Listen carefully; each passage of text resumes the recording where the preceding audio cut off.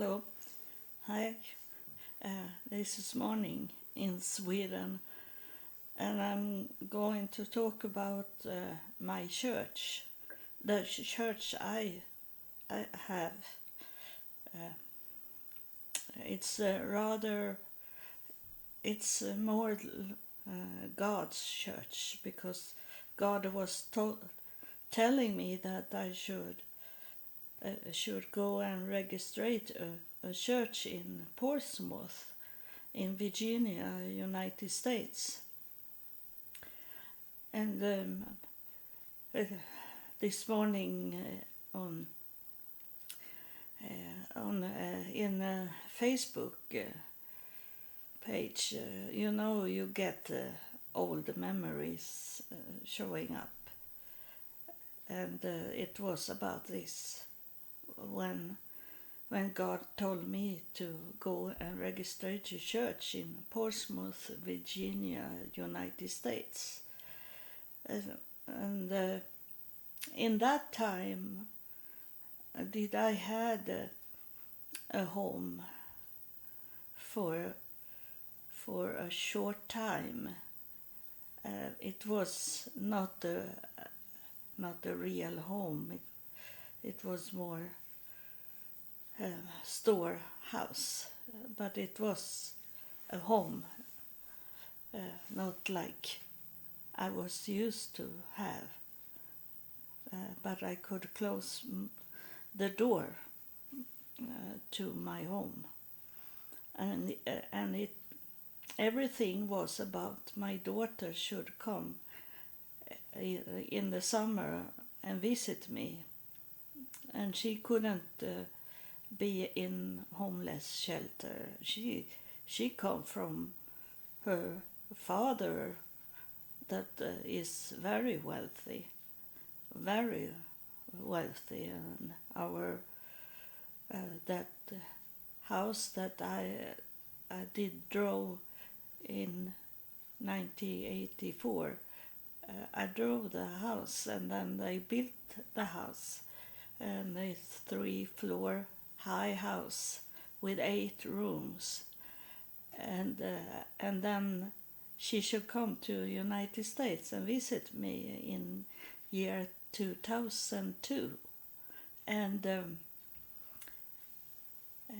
I didn't know how to do it, but then suddenly I had a boyfriend in United States that was a deacon for a church, but that was I have talked about that church in other episode, but I will repeat things I have said in those first episodes I make for this podcast, and it's a way down in the all the tracks, so it can be good to repeat it for new listener.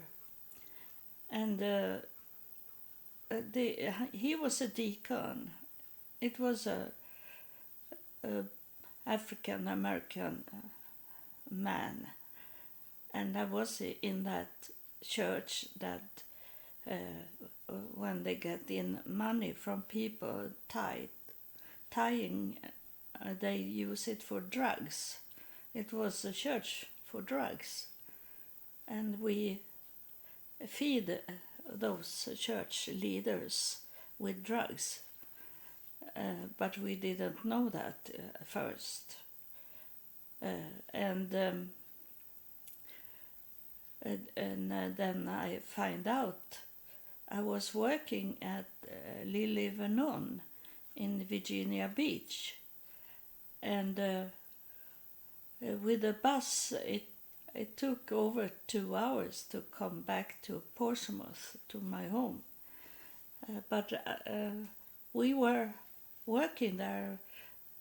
I was the only white person, and then we were about 10 black people that was going from Portsmouth to Lily Vernon. It's a ordering company, if you don't know what it is, because I have many listeners from all over the world. It's a company that you order things online, and in that time it was on television only, and we were working there because it was very much order coming in, so I was there to. We all was there to clean the whole building there. It's a very big building, and they have so much order, so they have to open up more space for it. So they needed us to come and clean, and we don't get so much money to do this work. But the church we were in, they wanted that money. They say first that they should take all our money and then give us what our needs. But those other more powerful women, they say to them that they didn't agree to it. They say we help you with tithes, but not take our paychecks. So they try. We were like slaves under the church, because we should create money for that church, for them to buy drugs. So I found out, my boyfriend, I live with him, I found out that when I was working in the nights, I worked every night to clean, and my supervisor, he was a black young man, and he said to me he hates white people because of what they have done in that slave time, for not in his generation but historical was it slaves, and we had slaves here in Sweden also, but we didn't have African slaves. We have slaves, the poor people here in Sweden, and they, especially children, they took as slaves, white slaves here in Sweden. And so he said that he hated me, my supervisor. So he make me be in the restroom, in the toilets, to clean up toilets the whole night long. And those other black people, they did more light cleaning. The women in the group, they were in the office rooms cleaning up, along with the computers, and they told me that they could sleep 2 hours every night. So when we go home in the morning, I was sitting and sleeping in the car, in the van, and they were on their way out and shopping, because they had been sleeping enough in the night under the computers, office desks, and in Lily Vernon, those that the security guard they were all black men, so they knew that those women was sleeping under a computer, and maybe they were in there and making something else with the women when they were so-called sleeping. and as I heard this uh, from those women, I tried to sleep a little in the night, try to hide, but there was always someone that was telling on me. So the supervisor came and told me to go back to work. And I tried to sit in the toilet, in one of the toilets and sleep. But as soon as I tried to sleep, the supervisor come. It was always eyes on me. That I have to work because of the slave owner. Uh, and it doesn't help that I say that we didn't have any African slaves in Sweden. I'm from Sweden. I'm not American. My people have not done it, but today I know that they were a slave owner because I didn't know that my DNA was royal. So my ancestor had slaves, and so I come to know that when I was working in the night, my boyfriend, he had a drug party.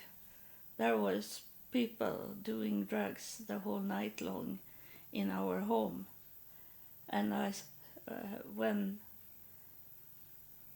I understood it, I saw that it was very much.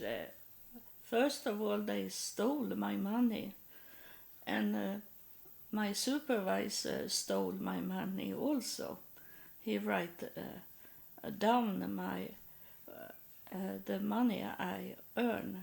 He took some of the money, and but I couldn't do anything because I was in that situation that I prefer to work the whole night long and not get so much money, and then I have to try to get money in other ways to pay the rent for that house, little house, my little home, and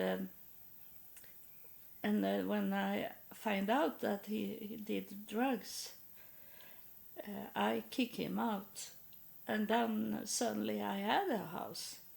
I get the leash on that house, so I had a home for that summer in 2002 when my daughter should come and visit me. So I had a home for her. So that was all about my daughter, because that day when my daughter took the flight back home to Sweden, we got help from a man in the church that drove us to the airport, and then when he took me home, and when I come up to the door to my home, it was a paper that I have to move, and how it is in many places in the United States is only to move that day. You don't have. Can you give me a chance to could move my belongings first to find a place for them? It's today. You have to go, and so that was exactly for my daughter. I understood, and why I couldn't pay the rent. it's this story that I was on my way to start to talk about, but I wanted you to know a little around it. And it, I kick him out from the home, and he the church start to break down because they didn't get their money for the drugs. And then the police come and took the pastor, and then suddenly we didn't have a van that come and took us from Lily Vernon, and it was my boyfriend that was coming in the van and drove us back to Portsmouth, and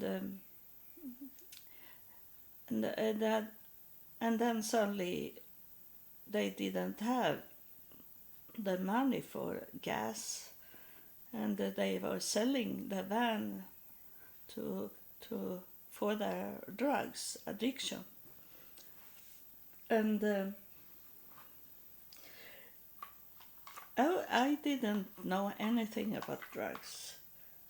I have been working in Sweden just before I left Sweden. I was working, not only that I was a manager for the internet, the LAN connection for the city. I also was a teacher for people that have been in drugs addiction.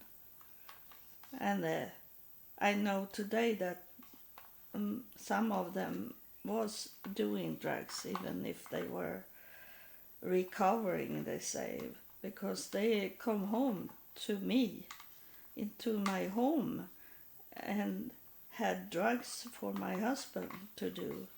So they were not clean. But I was a teacher there, but I didn't know about drugs. I only knew about those people that do drugs, but not how it working. But in United States I come to know it. How in that time it was $10 for a crystal, they say. And I didn't know what crystal was. I was thinking in Texas I had bought ear jewelers for my ears, and that was crystal. That was the stone, like looking like a diamonds. That crystal for me. In that before I knew what crystal was in the drug world. And one day it was a woman that was laying on the grass in front of my house, and she say, I dropped my crystal. And my thinking was to look for something to have in your ear. So of course, I didn't see anything, and it's kind of fun that now when I know what it was, and I try, and of course I say something stupid for in their ears, because I didn't know, and then also I was with my boyfriend, and he should go to try to get a job, and they did a drug test by look at the urine, their what they had inside their body, but for those that was not heavy in drugs, it was only to stay clean for 2-3 days, and then you pass the test, and then you can do do it on in your job, and that I have seen many times in United States. They are full of drugs in the store. Those that working in the store, and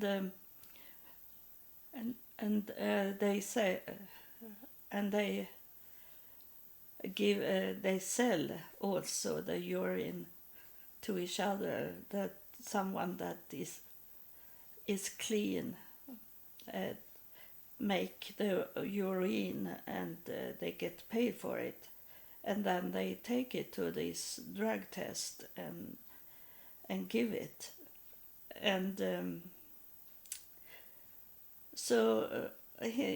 my boyfriend come out from the test, and he was shouting happy, I pass it, I passed the test.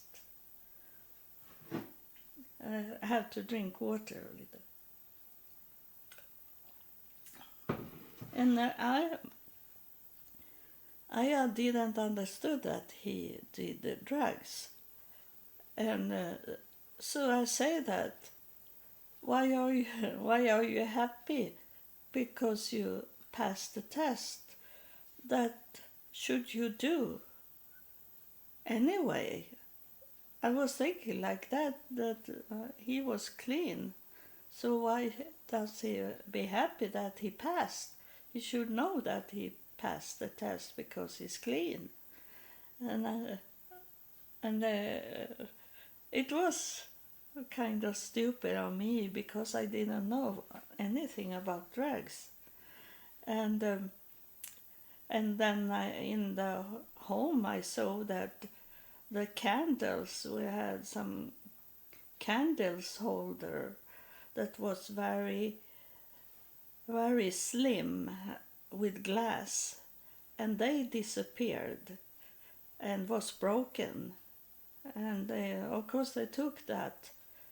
It be like when they broke those glass candle holder, it become like a pipe to suck in the drugs into it. And then I have an antenna on my television, and that antenna be shorter and shorter and shorter. Today it's only to laugh about it, but I didn't understood why is it shorter and shorter for every morning I am coming home from my job. And of course my boyfriend says something story about it, a lie. So, and I accept it because I have no clue that there was a drug party in the home. And I was so innocent. So after that he moved out, he come into my home anyway, because he opened up the windows and come in, and I was going to the police and say that he's coming in my home, and I'm frightened about that he's coming in, and he's coming in when I am not home, and in the night he's coming in. I said to the police. So the police come to my home and look about the windows, and he had a hammer and nails, and he hammer the windows so it was closed, really closed, so it didn't work to break in. And then I say, look here, I find something here.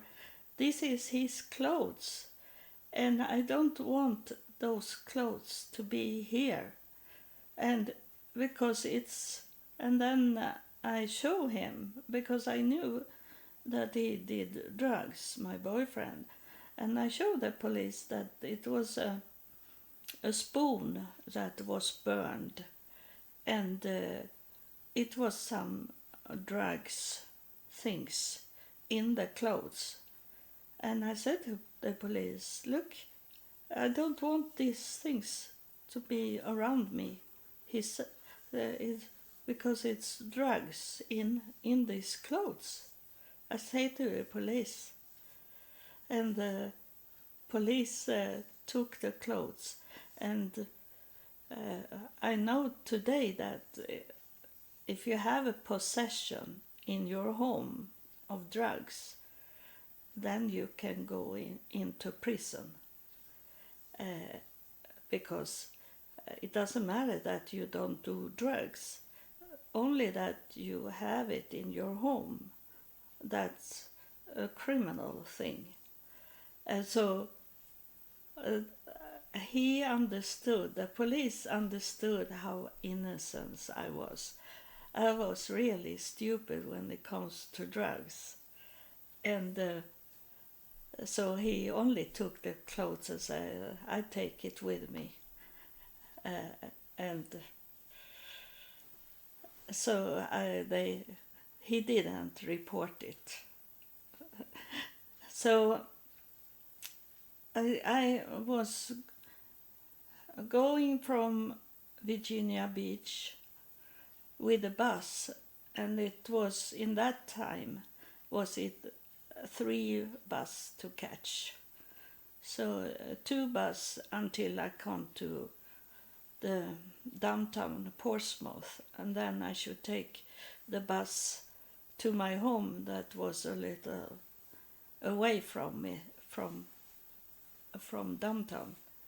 And I was really, really, really tired.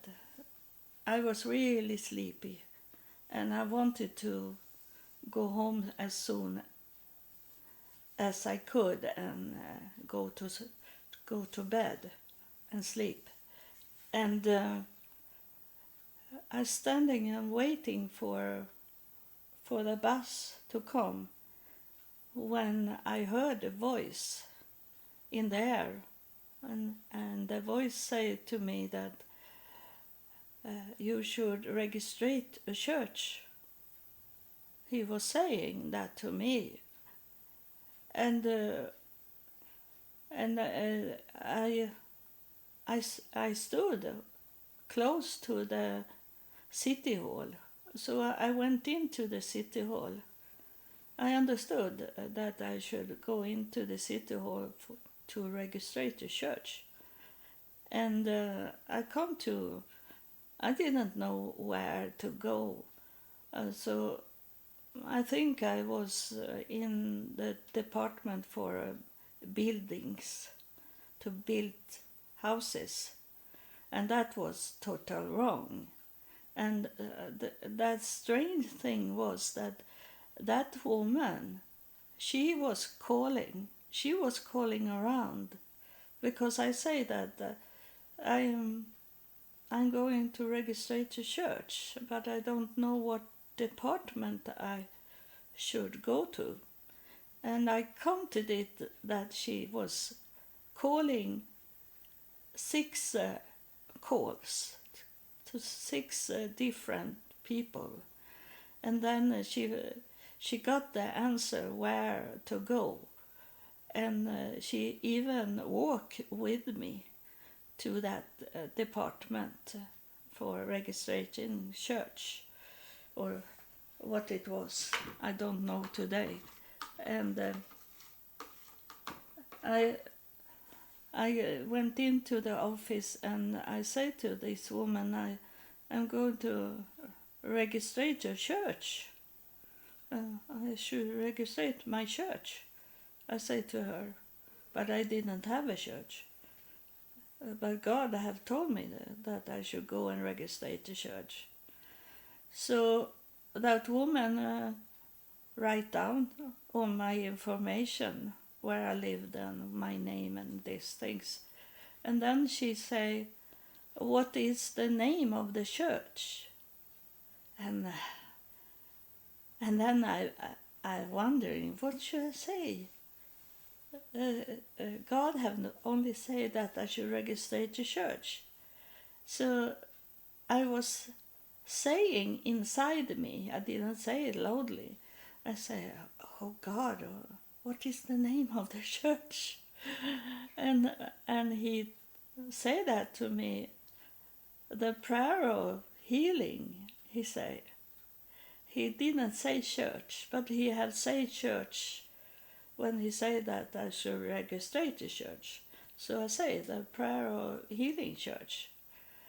And that woman in the office, she looked in the computer to see if there was a rare that was the only church that have that name, and she didn't find any church that had that name. And when she was looking into the computer system, I was thinking I have been walking around too many churches.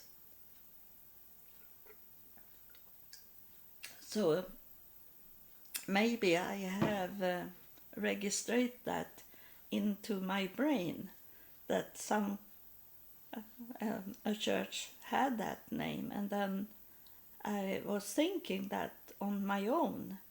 I was not thinking that God was talking to me, and I'd be worried about what else name could I say if there was a church that had that name.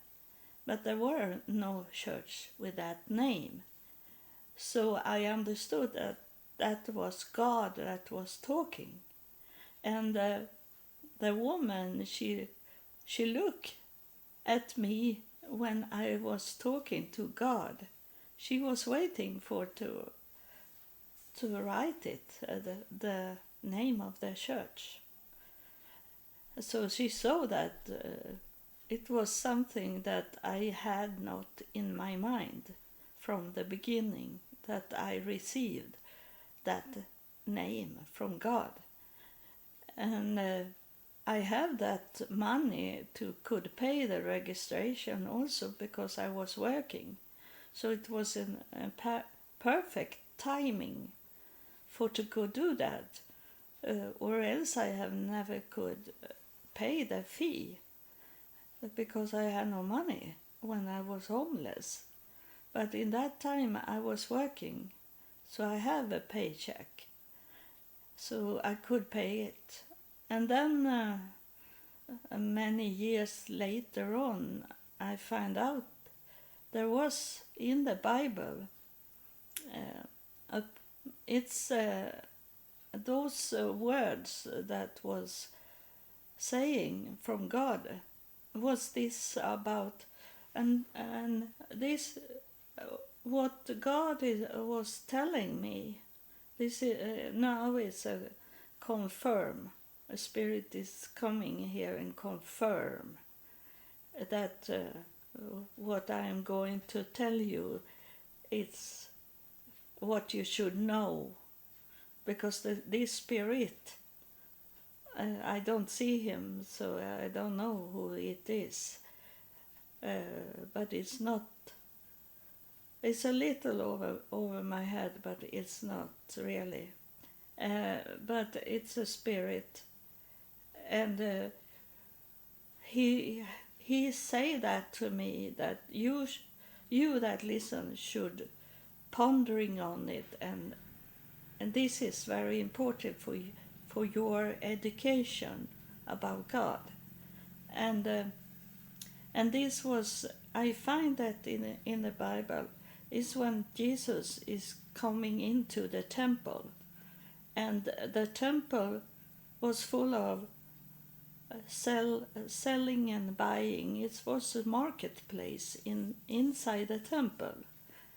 But as I have been to Israel, and I have been to those temples that Jesus was into, And those, I realize when the Bible is saying this, he was in the temple.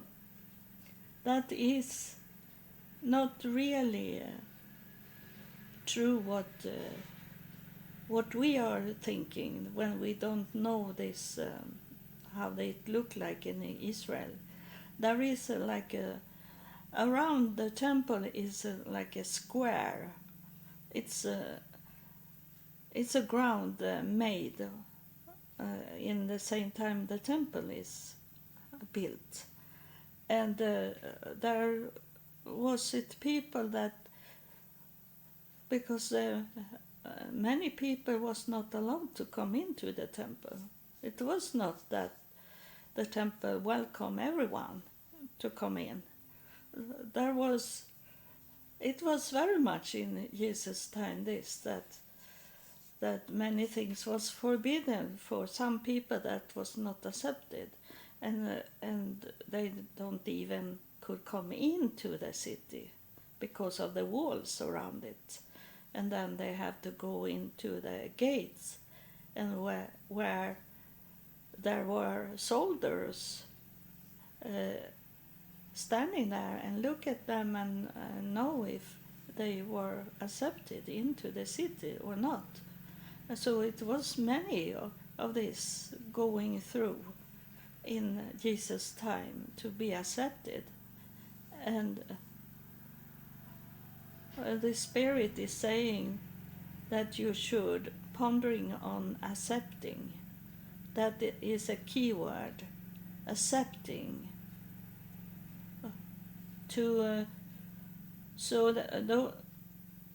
When the Bible is talking that Jesus was in the temple and do these things, it's my thinking.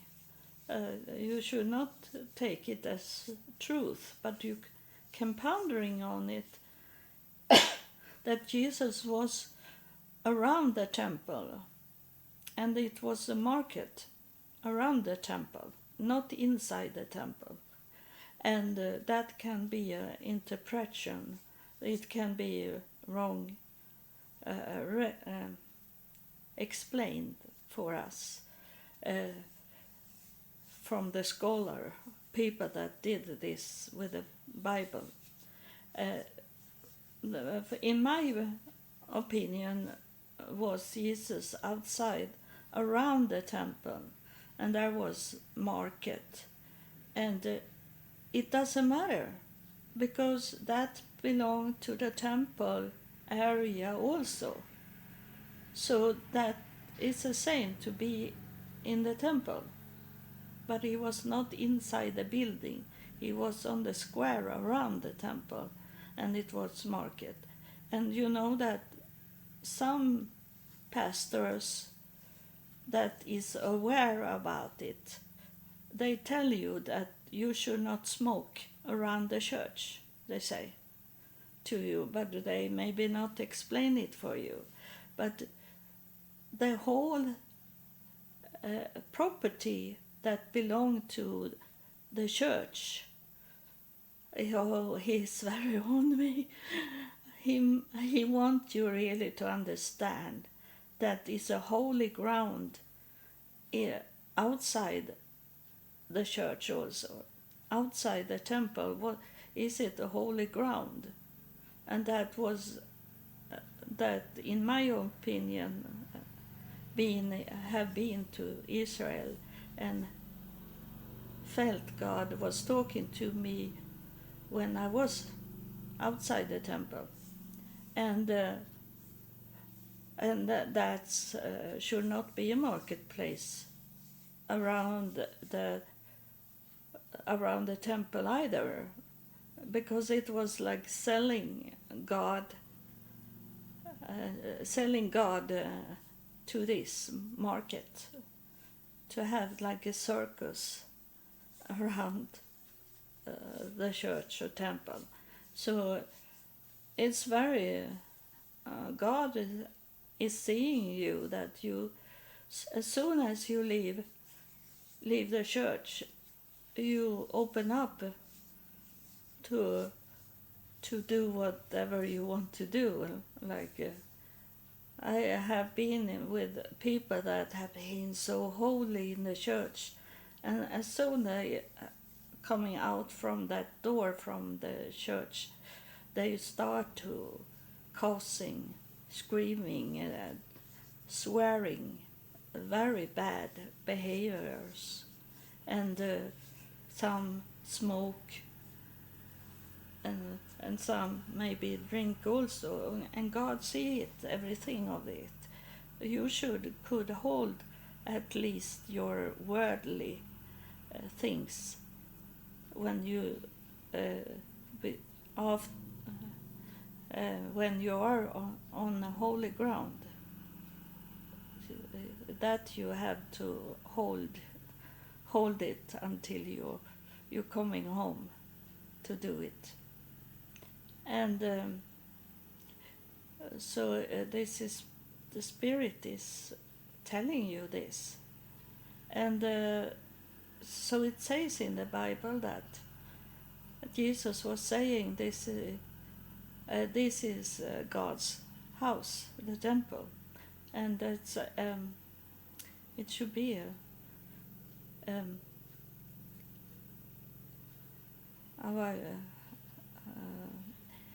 it should be a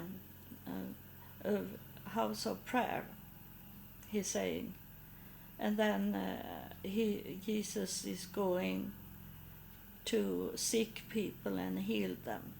That is in one sentence, and going into a little to next sentence in the Bible, and that what it's talking about. And then the Spirit the Spirit is very much now.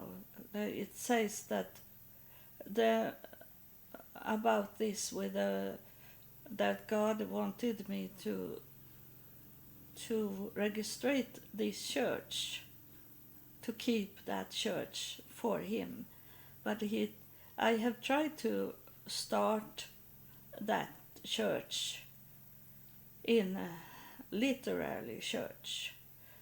I have tried to. I have rent space. I have rent places to do a church, but no one is coming to my church.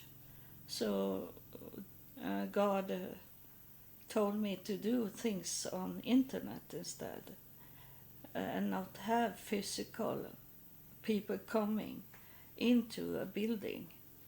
So God doesn't want me to do a building, to be in a spirit world, and not in the literary world that we standing on. So this is it's very interesting, this, but it's not about Jesus. It's about what he was doing. It was how much is it in those churches that you are into, where you visit? How much marketplace is it? I have been in churches where they sit and eat just in front of the altar, for example.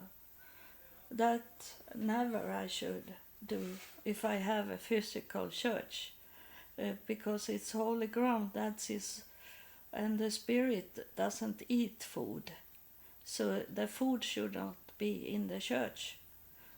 You can have an extra area for it, but not inside the church. And how much marketplace it for to get the money from you, to not only get tithing, but they, in some churches I have been to, they say, if you give me $200, I will bless you. And then they come with $200 and give that pastor, and he should lay his hand on them.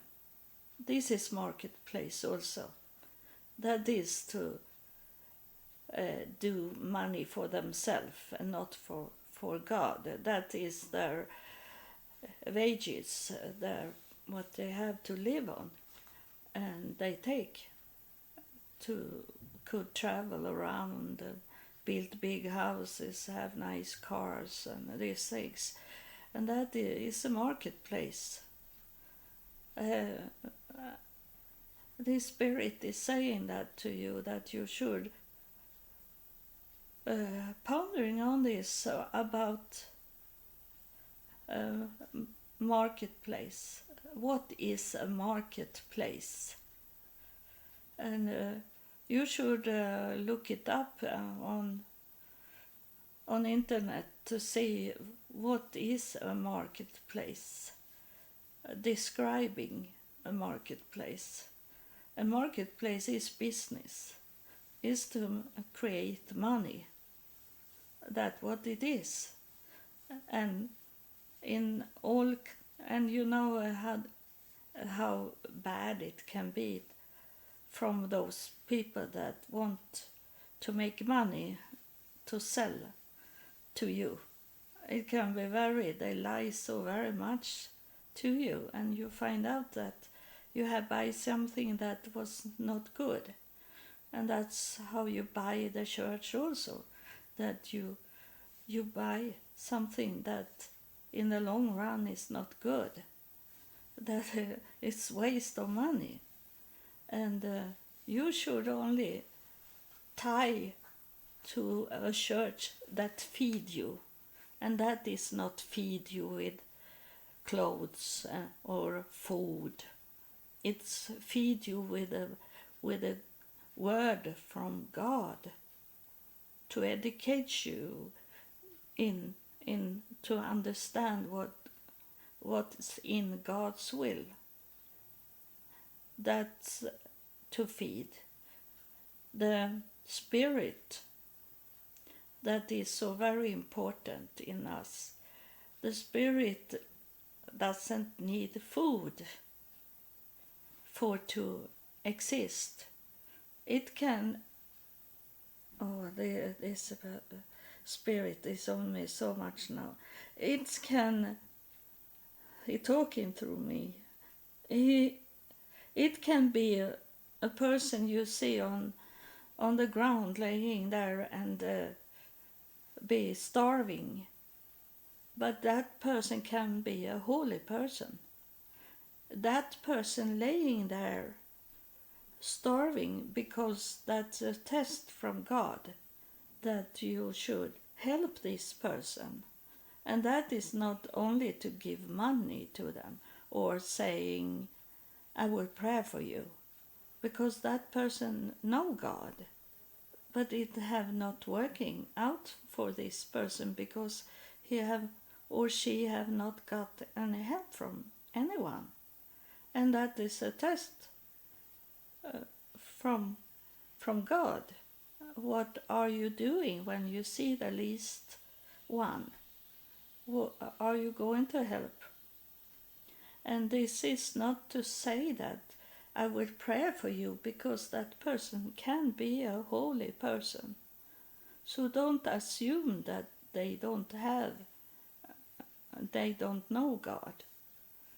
They can really be, it can be God in them, laying there on the street. And you don't do act. You know, I'm talking about the hand, to act.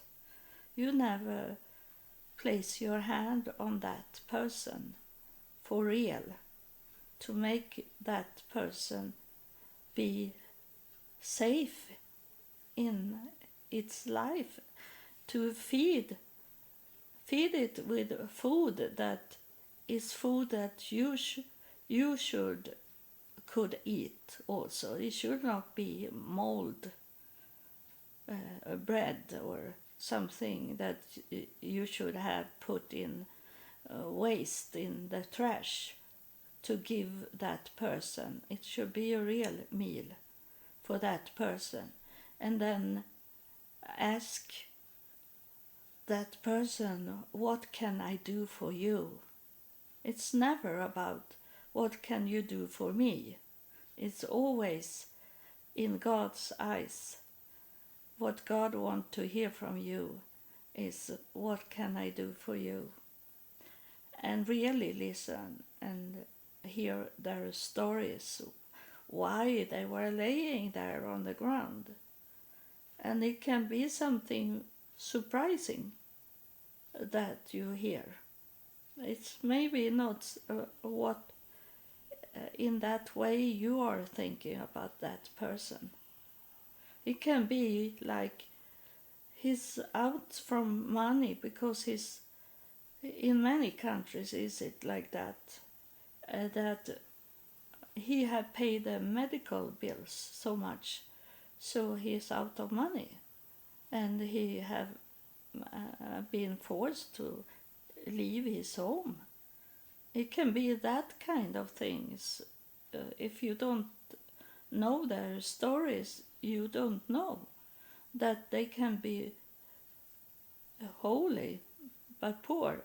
And that was what God gave me. He gave me Psalm 86. That was what he said that to me, that I should go to a church and give it to the pastor, Psalm 86. And in Psalm 86 it says that this person is holy but still needy. You can be needy. You can be needy and holy. And it's because it's not, God can't do anything if a person say no. You must obey God in His will, or else God can't do anything. What God is doing in that way, He's moving to another person and tell that person to do things. So, and you are going to be in the shadow when you don't obey what God tell you to do. Then, when you give a gift to a person, and that person doesn't say thank you, and you hear later on that this person that you have given a gift, it's push it in the trash, or giving it to another person, or sell it, and you hear it, and you don't go there and give them a gift again. You don't help them again when they trash what you have done for them. And that is what same with God. God have many people that He can talk to. So why should He go back to you that have killed Him? Like Jesus on the cross, that of course He didn't go back to man. When He's coming back, He didn't go to a man and talk to him. He was going to Mary and told her to go into the village and tell those hidden men, the apostles, the disciples, to tell them the good news. He didn't go to a man and say that this man should tell them in the village. It was a woman he walked to, because why should he go to men that kill him? That's the same thing. And I run out of time now.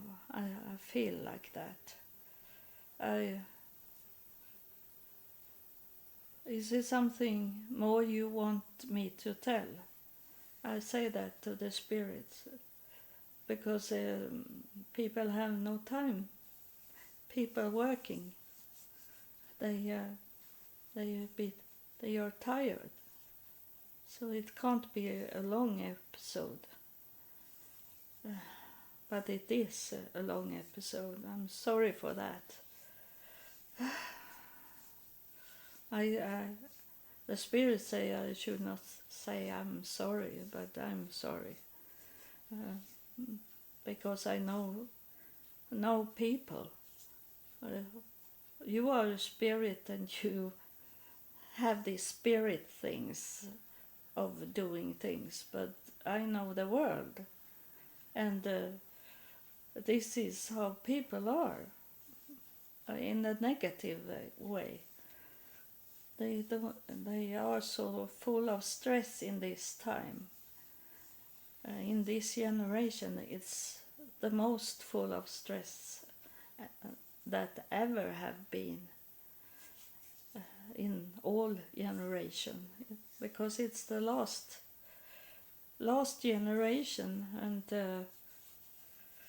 the devil is very on now and to get people into the pit. So they and he create stress, because the devil is stress. The devil is very fast in everything.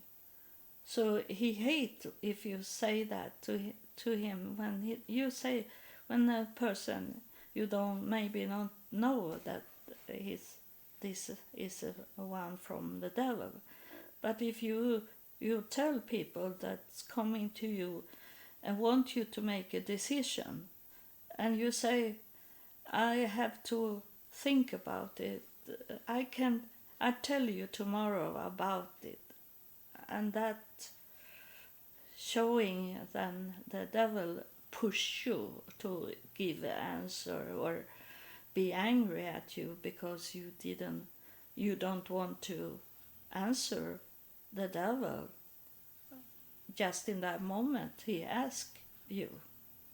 And that's how the devil is. It's very fast things, and today is very, very fast things. So that's showing that we live in the devil's time just now, before it slows down and it will be peace here on earth. So with those last words for this episode, I end it now, and I say God bless you.